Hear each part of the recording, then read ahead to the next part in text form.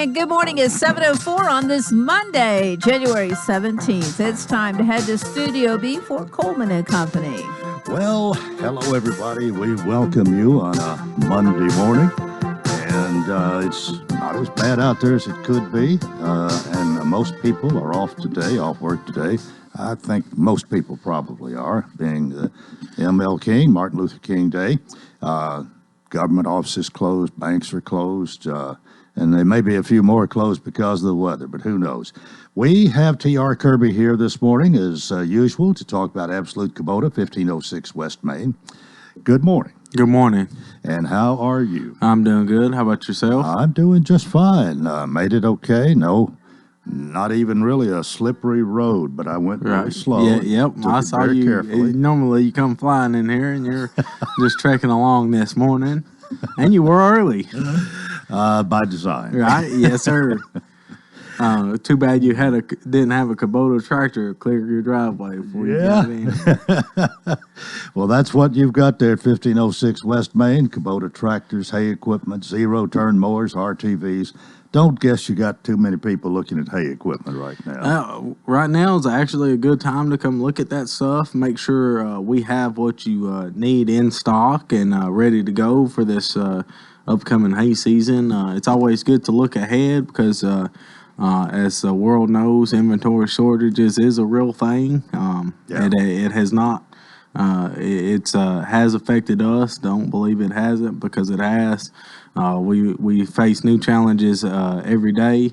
But if you're looking for any piece of equipment to have it by springtime, now's a good time to come in, get it on our books and get it on your list, and hopefully we can deliver that by springtime there. And I asked you, sort of joking, when we came in and sat down this morning, what's the best piece of Kubota equipment to have when there's snow on the ground like this, and what did you say? I would say a piece of equipment with a cab and heat. RTVs, they have a fully cab model with cab heating and air. You can also put a small heater on the rest of the RTVs, as well as a cab kit as well. No air conditioning on the smaller models, but a cab with heat, and then you can take that cab kit off in the summertime to feel the breeze there. We have a cab tractors all the way down to 23 horsepower. The full factory cab kits start off about 26 horsepower tractors. Little LX 2610 there. It's a really good size tractor for this area, but it's got that full cab heating and air if you have allergies or want to stay out of the weather. Yeah. And then you can about put a snowplow just on about everything. If it's not on the front, it can be on the rear, and get that plowing application done. Yeah.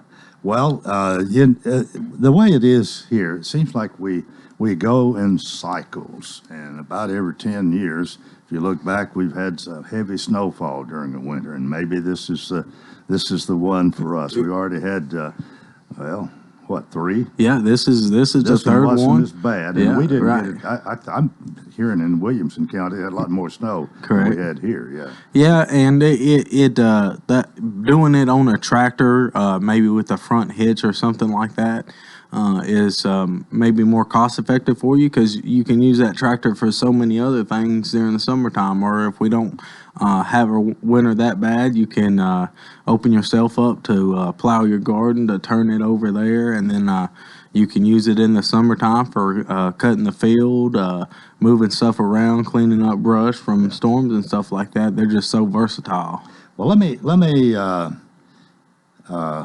I'm just wondering how handy an RTV would be right now. It'd be handy just possibly getting yourself up out of the driveway to going checking your mail, to checking your livestock, or just making sure everything's good on your property, nothing's affected. They run well in the snow? Oh, yeah. Yes, sir, they do. They're four-wheel drive, selectable, and then you also got diff lock. So you're either gonna pull something out, you're gonna move forward, or you're gonna bury it. So, Well, they're a pretty popular number, and I think you sort of sometimes have to order them and wait a while. Don't you? correct. They are on an ordering list right now. Kubota's the number one selling diesel RTV out there in the U.S. market here, and it's a really durable, capable machine. They have also a gas unit that run up to 40 miles an hour, and then a smaller, I call it the supersized golf cart, the 520, is a really good size machine for most people if they're running down to the boat dock, or they're running to the golf course or something like that, and they need a little bit more torque and stuff than a golf cart. It's about 18 horsepower, and it'll run about 25 miles an hour. Well, before you go, we're about out of time here, but you were off for some training and some learning last week. Correct. Kubota, we had training down in Port St. Lucille, Florida, above Palm Beach. Out there for a week. The Kubota is just keeping you updated and keeps us knowledgeable for when you come in and ask questions about the equipment. Yeah. All right. Well, if you want to know the latest, call T.R. Kirby. Yes, sir. Or come to see him. Right. Whatever. All right, good to have you here. I guess you'll be back next Monday. Yeah, yes, sir. All right, we'll do it again. T.R. Kirby, the Absolute Kubota, 1506 West Main, everything from weed eaters to hay balers, and you are open Monday through Friday from 7 to 5. Yes, 7 sir. a.m. 5 p.m. See you next week. See you there. Okay, we're 10 minutes after the hour, and I am going to go to the telephone right now. And I believe State Representative Susan Lynn is on the phone this morning. Representative Lynn, are you there? I am here. I did not drive in. I didn't know what the roads would be like, so I decided to give you a call this morning. Well, that is great. And if I were in your shoes, I'd be doing the same thing. If you don't have to get out, there's no reason to.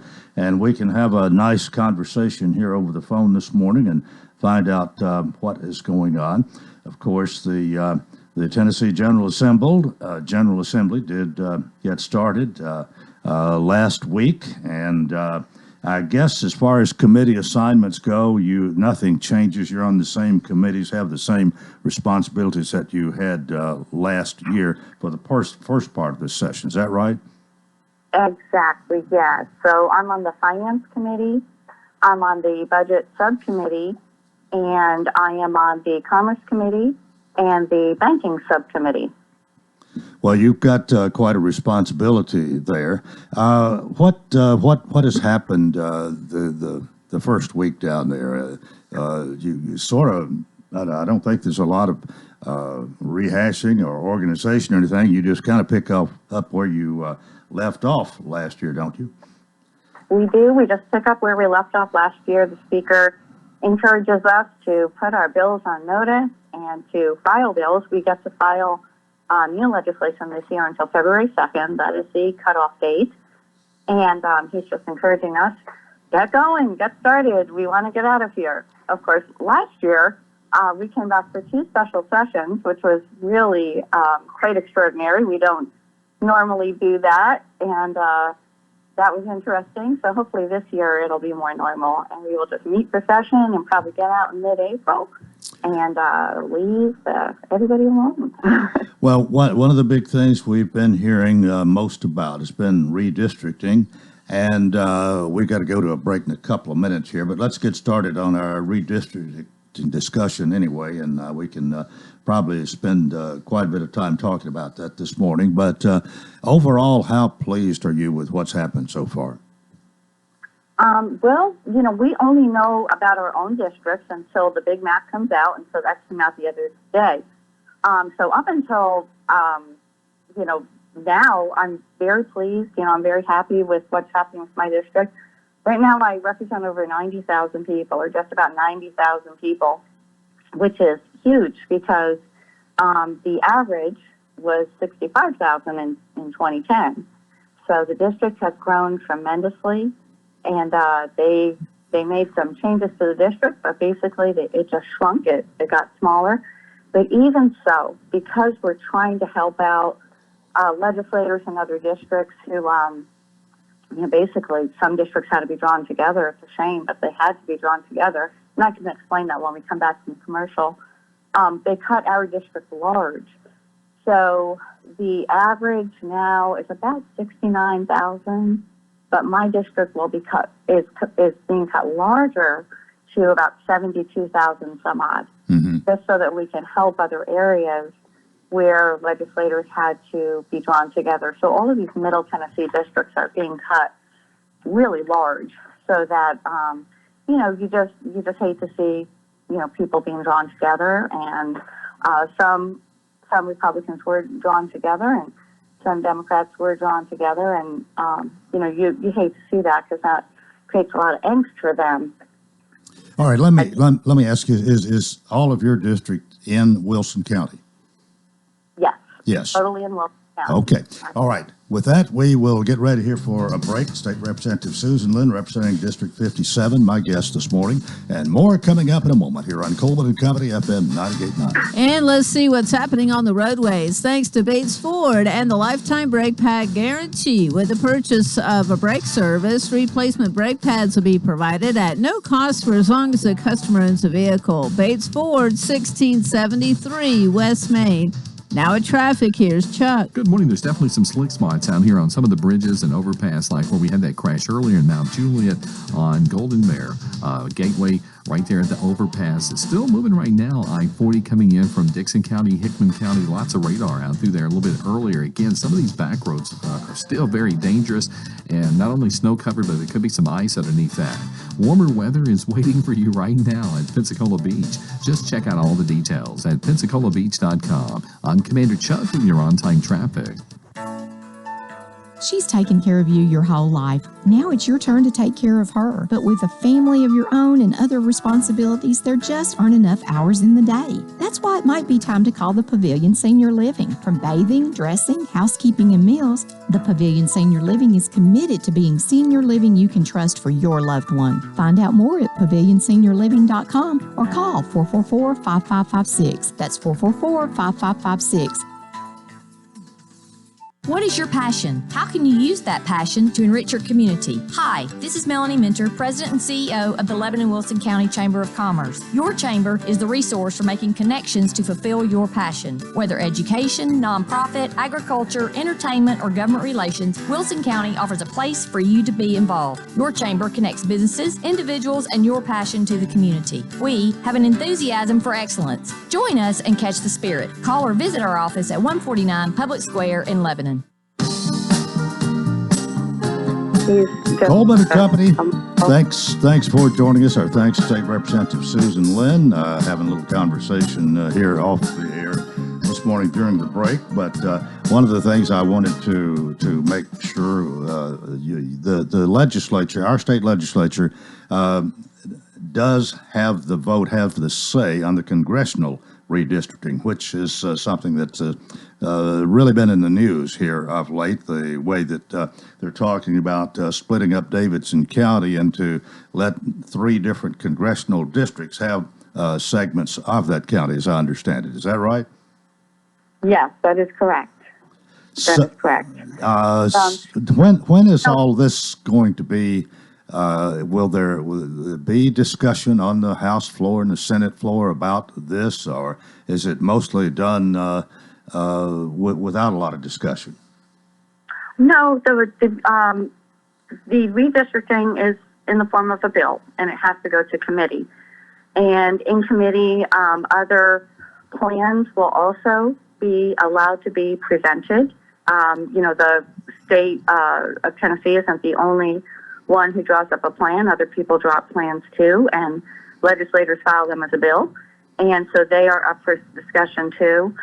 And, I can tell you, I understand that Davidson County maybe isn't happy about the way it was redrawn, but if they look at it another way, they'll really have much more representation in Washington, D.C. They'll have more legislators to go to and, ask, for the kind of representation that they want. So I know they think of it as a bad thing. I was drawn into the 5th district I regret that I will be not in John Rhodes' district. I just think so highly of Congressman Rhodes. I really do. I don't know who our congressman will be after the next election right now. It does cause me a little bit of angst. I want to have a good relationship with that person. Personally, I hope it'll be a Republican representing us here in West Wilson County. I just don't know. But I do know this, Wilson County will have 2 congressmen and women, or men or women, representing us in Washington, D.C., and that will stand to strengthen Wilson County in a lot of ways. You'll have 2 people working for the good of the people in this county. You were talking about the geographical size of your district is much decreased because so many people have moved in here. We've grown so much. Do you know about where you said it's all going to be in Wilson County, of course, but what are the boundaries as it stands right now? I will be, as it stands right now, I am, West Wilson County up to 109 in some areas, but then above 70, it goes over along Coles Ferry Pike all the way to the end of the county, so over to that Trousdale-Smith County line, and curves around a little bit. That's the way it is right now. All of that area will be cut out. And that is because this district has grown so tremendously. As I said, there's 90,000 souls living in this district right now. And so they had to cut that back significantly. And, like I said, we cut it large. It's 72,000 some odd. And I think Representative Boyd's district will also be 72,000 some odd. I think he has a few more souls than I do.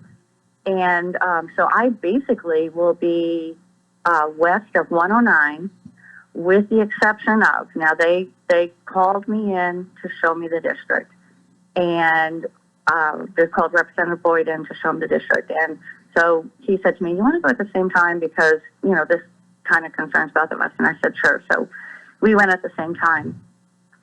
And to be totally west of 109, I was way over. I was about 76,000.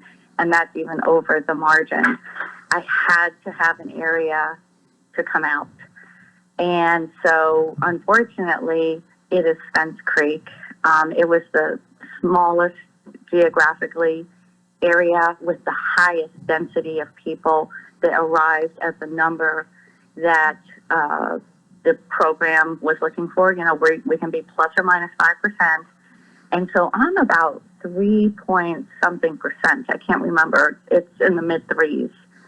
3-point-something% over the average for the state of Tennessee. Mm-hmm. They didn't want to push it to 5 because this district grows so quickly. Right. If you push it to 5 before long, I'm going to be, at 12. So, they kind of tried to split the difference there, and so it's 3-point-something%. All right, let me ask Very you. Sad about that. Very sad about that. But you have to draw the line somewhere, and that's it. You just have to draw the line somewhere.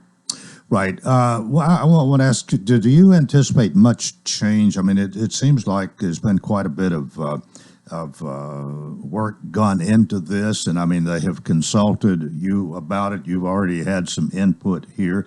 Now, I don't know whether everybody feels the same way about their district being drawn as you and Representative Boyd maybe do, but do you anticipate much change, or do you think we've got pretty close to the final version? I think we're pretty close to the final version. I definitely do. So I think the Election Commission might have the maps up. I'm not sure. So if you take a look at that map, you can see. I know the county maps are up. I was talking to a couple of the county commissioners last week or the week before, and they told me that their maps were up. And my own county commissioner came to visit me one night, visit with me and my husband, and we had a lovely evening. And he was telling me about the changes to his district. So I know they're up there. Ours might be up there too. But, like I said, they had to draw the map somewhere. And what they did was, when we came in, they had the district cut to a certain way, And they said, now there's options. If you're completely west of 109, it's going to be too big. And so here are some options. And they had some options. Mm-hmm. And it was either cutting out a huge swath in the bottom of the county, which is Gladeville, a huge geographic area, or just keeping it, to a very tiny area. And, like I said, they have to draw the line somewhere. So that's what they ended up agreeing to. There's no good options, but you do know that, representing 90,000 people now with a district that's supposed to be 65,000 is that's a lot. That really is. And those folks will have a new representative. Hopefully it'll be Representative Boyd. I know he's going to run again for re-election, and he does a great job. And then part of the county will also be drawn into Representative Weaver's district. So we'll have 3 state house members in this county. And she's just a dynamo. She's just a wonderful person, just so positive, always working hard for her constituents. It'll be a wonderful thing to have Carolyn join our legislative delegation. All right, we got about 4.5 minutes left this morning. I want to shift gears a little bit here. There's been talk about the BEP program and the distribution of funds, and maybe after something like 30 years, it's time to revisit this and maybe make some changes. I'd like your input, your thoughts on that, if you would.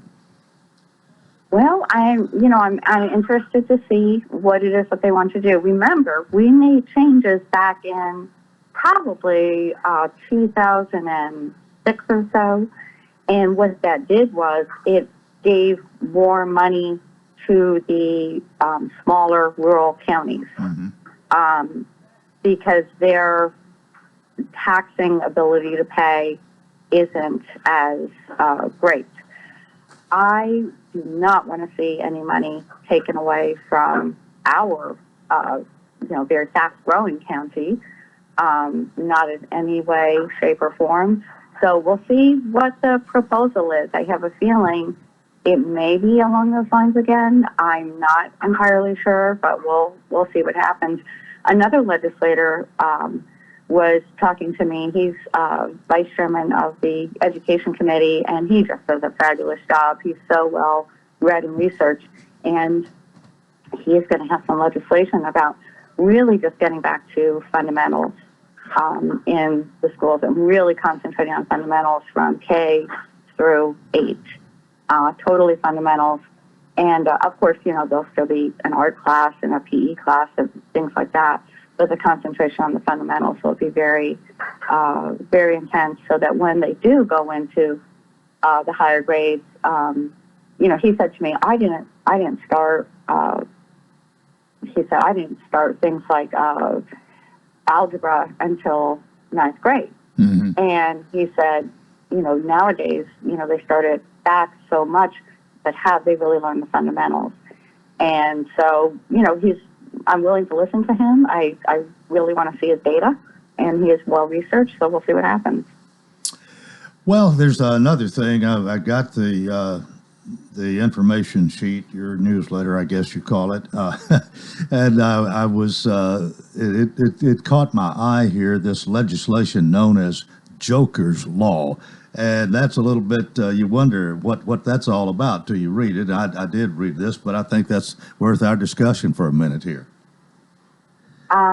This has to do with have to do with police dogs, fire dogs, search and rescue dogs, service animals, those sort of things. Actually, I didn't see the newsletter before it went out on Friday, so I don't know what Joker's Law is. Well, what it is? It's not up in committee yet. Okay, well, it would now be charged with a Class B felony, whereas before it's been a more minor offense. But I guess what really caught my attention was the title of Joker was a dog that got killed that way, and so that's why they're naming it for him and making the penalty for doing this more severe. And I don't suppose that there's going to be much opposition to that. Those dogs are very, very important. There probably wouldn't be. I know last week the Humane Society came to see me in my office. We had a meeting about, they have a new representative who is working for their Humane Society, and she did not mention that bill at all. But again, she did mention puppy mills and what goes on. And, I suggested to her, I think it's just one of those things that you have to see. And I asked her, the next time our sheriff or any sheriff in the state raids a puppy mill, the Humane Society always goes in, and they literally take the dogs. And unfortunately, they have to euthanize who's too sick. They provide medical care to the ones who, can be saved. And they have to hold them until the court case happens. After the court case, if the person's found innocent, they get the dogs back. If they're found guilty, the dogs are then up for adoption. And they also foster the dogs out.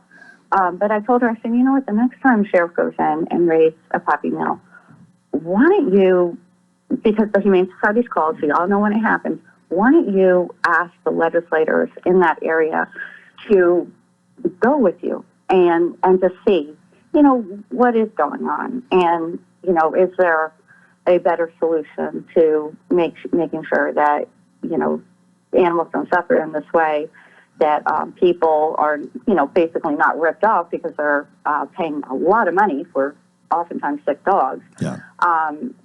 See if, when those legislators see that, if they can't come to terms with, well, is there a better way to deal with this? And she really liked that idea. And so, hopefully our sheriffs in the state will be willing to call the legislators and have us come by and look at the situation. Okay, we are out of time this morning. Thanks for being with us. We'll talk to you again in 2 weeks. How's that? Thank you. And thank you very much. State Representative Susan Lynn, and that is part one of Coleman and Company. Hope you'll keep it here for more FM 98.9. And let's see what's happening on the roadways. Want to thank our friends at Absolute Kubota Fully Staffed Service Center and Parts Department. Most of their minor services can be done the same day. Servicing Exmark, Kubota, Land Pride, Red Max, and Billy Goat, 1506 West Main. Now at traffic, here's Chuck. Good morning, Tina. I was over on Bradley Parkway just a few minutes ago there at Lebanon Pike taking care of a slick spot. They were trying to clean that up. A car slipped off the ramp here on 24 westbound off-ramp at Hickory Hollow Parkway. That's why there's so many flashing lights there. That had some minor injuries. 500 block of Dominican Drive, North Nashville. That wreck still there.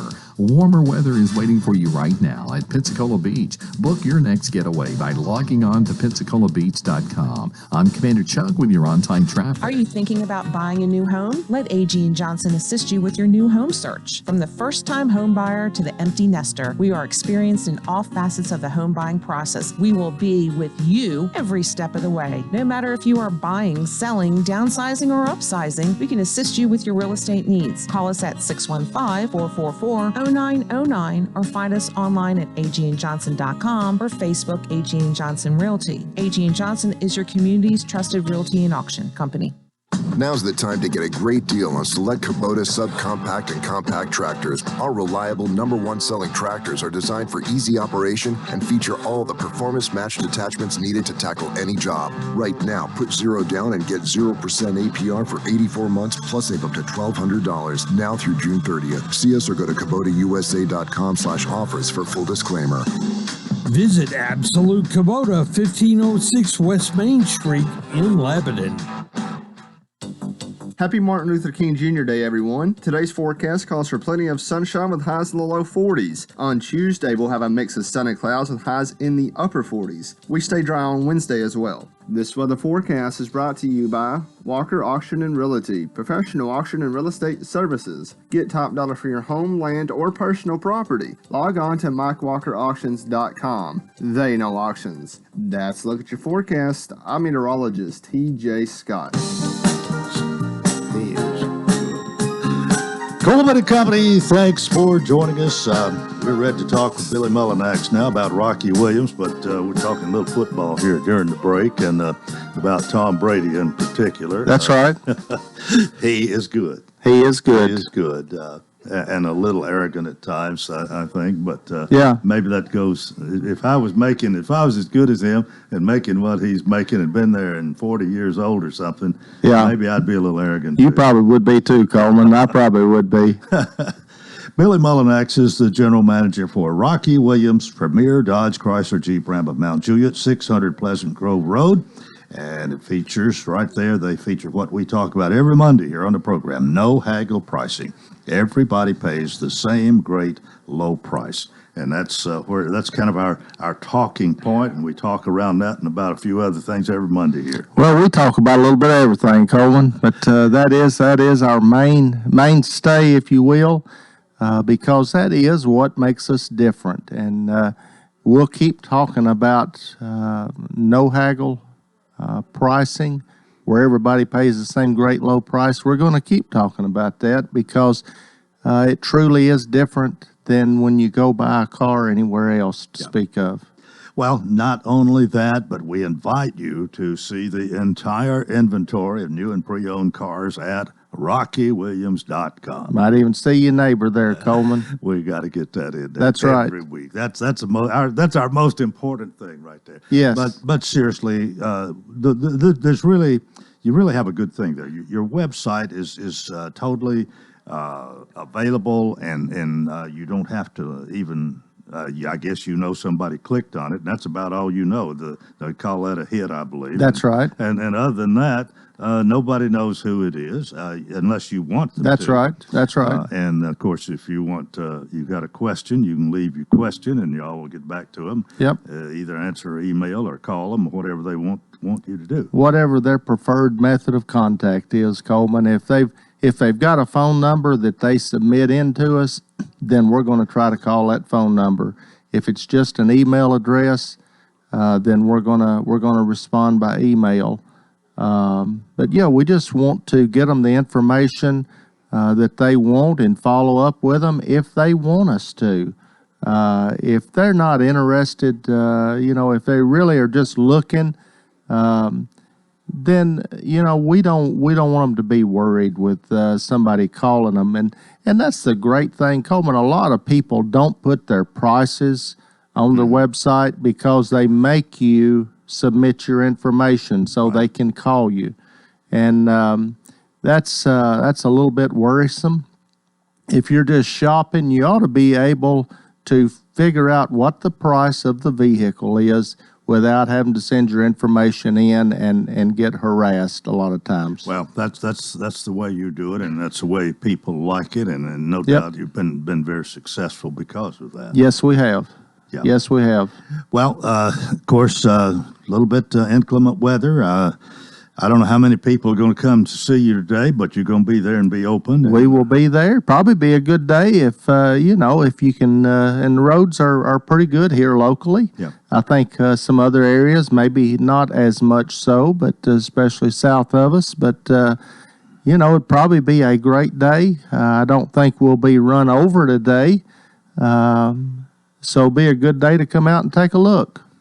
All right, 600 Pleasant Grove Road is on the north side of Mount Juliet, or at least north of the interstate.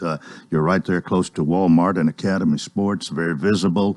It's really been a good move for you and Rocky and the whole premier team to be there these years, and you're going strong. You've had some great years. Well, it's been in February the 1st will be 5 years, Coleman. It's really hard to believe that it's been 5 years, but it has been, and we've been very successful there. We had outgrown our location here in Lebanon actually years before we did move, but now we've got plenty of room to grow, and we are on the easy side of the interstate, so it's a little bit less traffic to get over to us. Yeah, and we haven't talked about your aquarium in the last week or two. Your pride and joy, one of them. I guess you got several, but that's I do. one of them. But that is certainly one of them.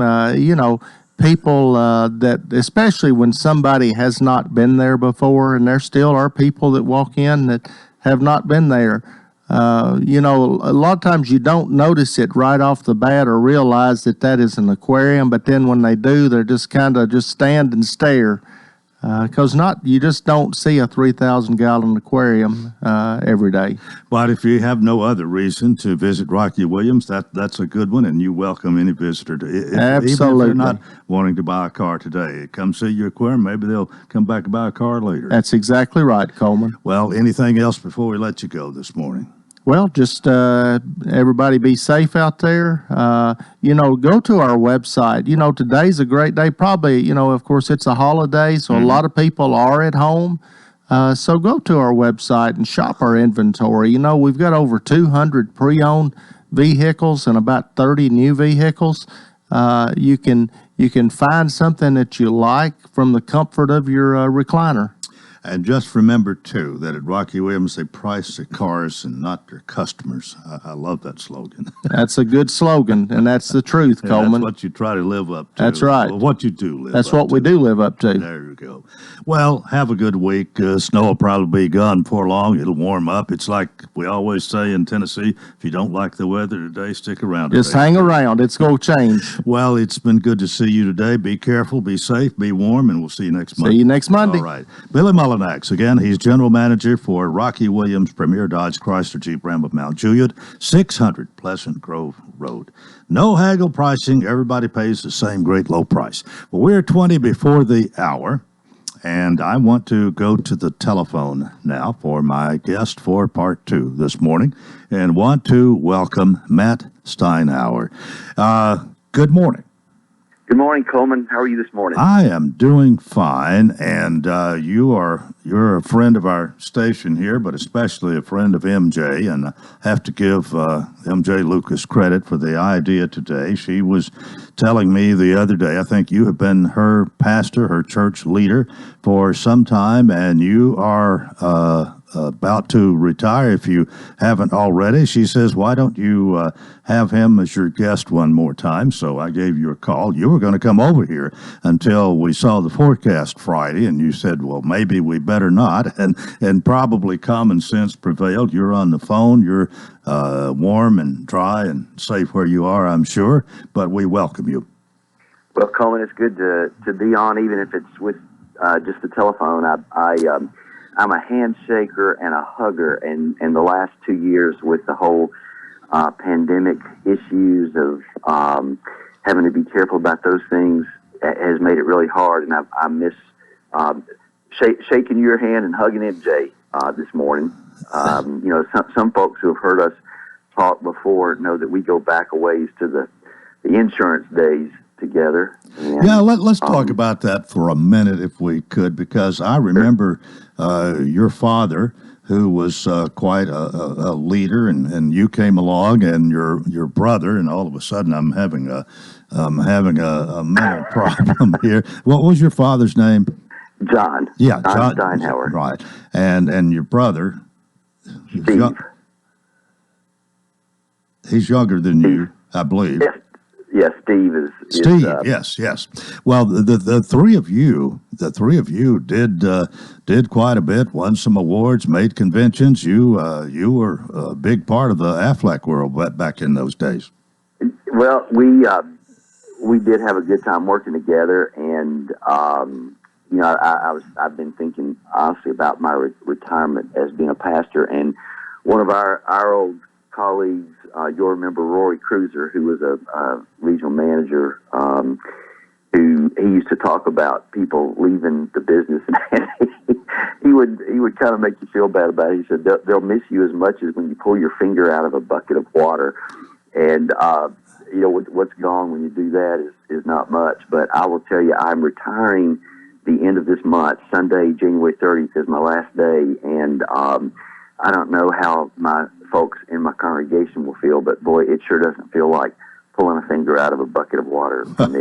I've had such a wonderful relationship with the community of Faith Lutheran Church and the community of Lebanon and Wilson County. I've made dear friends in the dozen or so years I've been there, and it's a hard thing to do. Well, we might just kind of summarize here before we go to the break in a couple of minutes. But you changed careers. You might talk about that just a little bit, and now you've saying, well, it's time to to hang it up here, and we're wondering what you're going to be doing. But talk about both of you, Will, beginning and ending of your ministry. Yeah. Well, I was in the insurance business for about 20 years, and it was a good career for me. I kind of knew that it would have an ending point. And when I got to that point back in the early 2000s, and I kind of worked myself out of the insurance business you can't almost just walk away from that. You've developed, long-term clients and stuff. But, it took me a couple of years to sort of get out of that business. And I really took a year to just sort of see what I felt like God was calling me to next. And I didn't mean calling me to work in the church. It could have been anything. But I did. I actually got an opportunity to go to work for my own church, and I was attending St. Timothy Lutheran in Hendersonville, and they were looking for a full-time director of Christian education. And I actually took the resume to my daughter. She and I had a daddy-daughter, a little row about her. She was about to start college, and I had just wanted to go back to her and say, Kara, I was kind of fussing at you, and I just want you to know you're already a fine young woman, and you could do this job right now without even going to college. And I started looking at it, and I thought, oh my gosh, I could do this job. And so I applied, and that's what I did for about 4 or 5 years. And then while I was, in the midst of that, got sort of started into what we call in our denomination the Candidacy Process, which is about a 3 or 4 year process to go through everything you have to do to become ordained. And so that's really sort of how I made the transition into being a pastor. Mm-hmm. Well, and now you're going to, as we say, hang it up. Yeah, I am. And Coleman, some of the things that I have wanted to do that I could not do just because of the demands, when you're a pastor, particularly of a small congregation, you're kind of, I jokingly introduce myself in pastor circles as the senior pastor at St. Lutheran Church, and those who really are senior pastors who work with the associate pastors, they friend, because sometimes I wash the windows and do the odd jobs that you do just because you're the only person there except for our amazing parish administrator.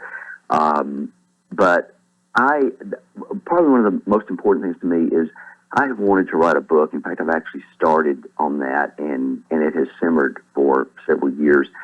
My dad, who you mentioned earlier, that we worked together, but my dad was, he had polio when he was 7 years old, and you probably remember he walked with a leg brace. Sure do. For his whole life. And so he basically would have been considered handicapped in his day and time. And he never let that get in his way. He lived a very normal life. And I benefited from being raised by such an amazing man. My dad died about 6 years ago. And one day, after my own son Matt was born with Down syndrome. And so he is, of course, intellectually disabled and would be considered special. We call it special needs now. Would have been called handicapped if it had been a couple of generations ago. And so one day I was just thinking about how my own grandfather, who I never knew, he died before I was born, how I wished he would have seen what his son had turned into. He was a state representative in the 45th district here in Tennessee. He was an amazing, involved man in the church. In Hendersonville, he was on the city commission, very important to the development of that city, because he and my mom moved there when there were about 800 people living in Hendersonville. So he had an amazing life. And I was thinking, gosh, I just wish you could have seen your son grow up.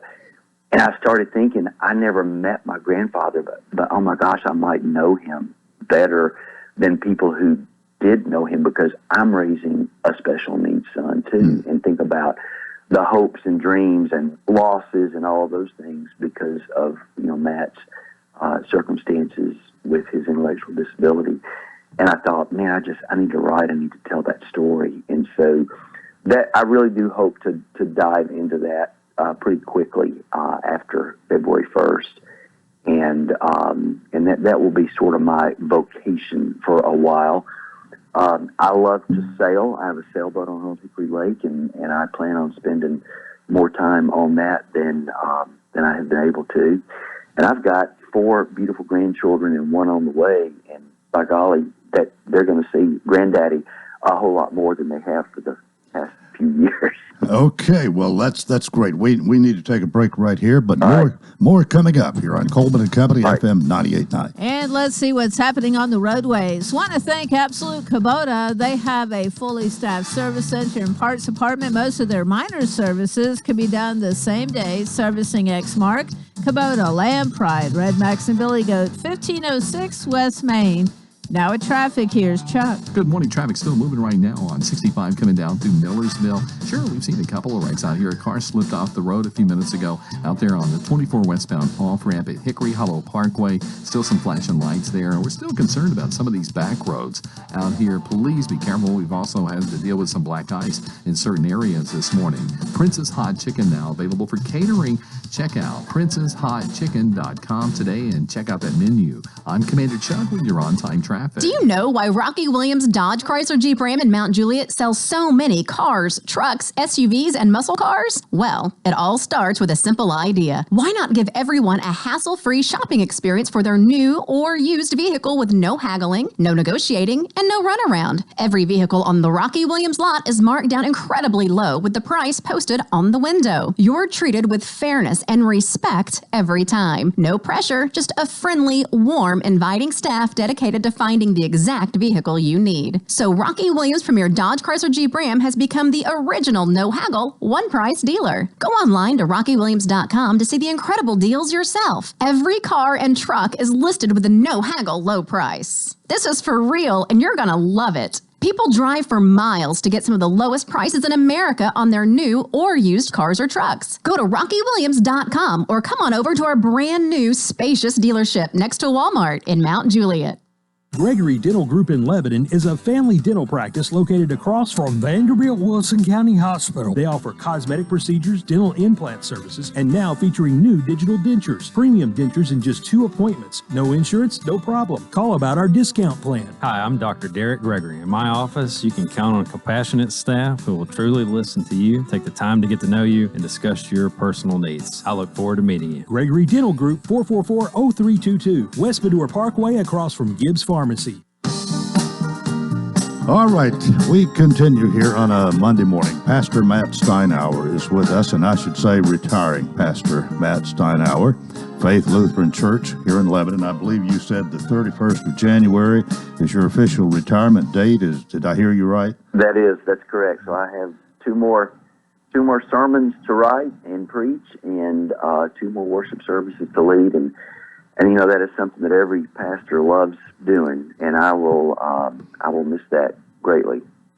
Well, I want to talk about a little bit about your time here. You've mentioned that it's been a good experience, but you're wanting to write this book, and I think there are a lot of people who, at I guess your stage in life, when they reach a point. I've even thought about writing one myself, but I don't know whether anybody would read it. But you've had an interesting life, no doubt, and there's a lot, and the fact, talking about your grandfather and all of this, what you've told us here, to me, it sounds like the basis for a book that would a lot of people would get a lot of enjoyment from, a lot of information from.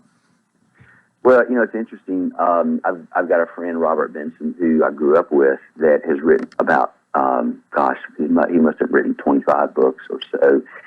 And he says that you don't tell your story so people will know you better. You tell your story so people will hear their story in your story. And it's so true. So many times we share what's going on in our own lives and find that we have things in common with others that we never even imagined doing. You probably, in your profession of interviewing people and talking to them, you probably see how that can be possible. Oh, yes. And so that's part of it is I do think I have something unique to say. And I say it so those who hear it and have similar experiences in their life might hear their own uniqueness in that story. Well, you have a time frame here. I mean, I take it this. I mean, you've written a lot of sermons. Your writing is not new to you. The typewriting might be the type of writing you're going to do. But what about a time frame? You got this planned out, or are you just going to take it as it comes, and when you get through, you'll be through? Yeah, well, I'm not sure. I mean, I can imagine that when I went on sabbatical in 2018, and I had intended to do a chunk of work on it then, and I found that the 90 days that I had for sabbatical were honestly just kind of barely enough to get unplugged from the routines of my everyday life, and get into just sort of the initial things that I wanted to do. I would imagine, what I get up every morning and do now is think about, what I need to do about being a pastor. And so my goal is on February the 1st to get up and go, what do I need to do on this book? That's my job today, and to do that for, a few hours every day. And I'm imagining that it'll take a few months to write the probably 50,000 words that I'll need to get to hone it down to a good book. That's what I would think. When did you come to Lebanon to be the pastor here? Well, it's interesting. I actually came as the intern at Faith Lutheran Church in January of 2008. So, what is that? 14 years ago, I guess, that I came, and I did my internship part-time. It was kind of unique. Usually an intern comes, it's kind of like a school year. They'll come in September, August or September, and they'll be gone in May or June. And I did mine over a almost 3-year period of time. And so I was actually ordained as the pastor there, which is also very unusual. You usually don't get called into the same congregation that you do your internship in. I was ordained in January of 2011. So I have finished 11 years there with the congregation. Okay, how is this? Has it? I feel sure it has changed your life somewhat, and you're not exactly the same person you would have been when you started that, and you've no doubt had a lot of experiences, some unique experiences during that time. Yeah, man, Coleman, that's a great question. They say nobody learns more than the teacher, and I think it's the same is true about being a pastor. And I obviously, my theological chops, you might call them, where I can sit down and read scripture and think about the context of it, and not just read it in the moment, but try to hear it. What was the gospel writer Matthew saying to the community that Matthew was writing into, and what was going on in their life that would change how they hear it based how I hear it in 2,000 years later. And but the most important thing I've learned about that as a pastor is the ministry that gets done with people. I think one of the most profound things that I've been involved with is my dear friend John Grant, who was a pastor at College Hills Church of Christ, and John was one of the first people I met when I came to Lebanon. It's kind of ironic. I got to know he and Pastor Larry Locke. Pretty soon, Larry was the pastor to my sister and brother-in-law who went to church there because they lived in Lebanon. And John, of course, started the Compassionate Hands Ministry, which is now a thriving ministry to people who do not have shelter, people who are homeless in Lebanon and Wilson County. And the things that I've learned when the one night a week when we have guests that will come to Faith Lutheran Church. There are, a couple of dozen churches in our community that every night from 1st of December through the middle of March, we'll have these homeless guests come and spend the night, and we'll, give them a place to take a shower, wash their clothes, give them breakfast in the morning and a sack lunch to take with them. And the things that I've learned about these people that are created in God's image, and so many folks have an attitude about homeless people as they're homeless because of their own poor choices and all, and that is so not true. And it really has helped me see everybody trying to see them through, through the eyes of God, and that we really do need to love each other and help each other in ways that are not natural for us as broken human beings. We're in almost in our last minute here, but I've got to mention you've been involved in music, and this has got to be real short, but that music is part of your life and been part of your ministry too, I think. Yeah. Faith Lutheran. This Sunday, January 30th, my last Sunday, is their 5th Sunday bluegrass service that they've been doing since long before I was there. And I'm so grateful to have been in that little congregation with so much wonderful musical talent, and getting to write a few songs along the way, and I will continue to do that too. Well, we thank you for being with us this morning. Sorry it couldn't be here in person, but it's nice to talk to you, and congratulations on reaching retirement, I guess we would say here, and I hope you write a great book. Thank you, Coleman. I appreciate it. All right. To be with you. All right. Thanks for being with us today. That's it for a Monday. I hope you'll join us tomorrow for Coleman and Company. And until then, I wish you a magnificent day.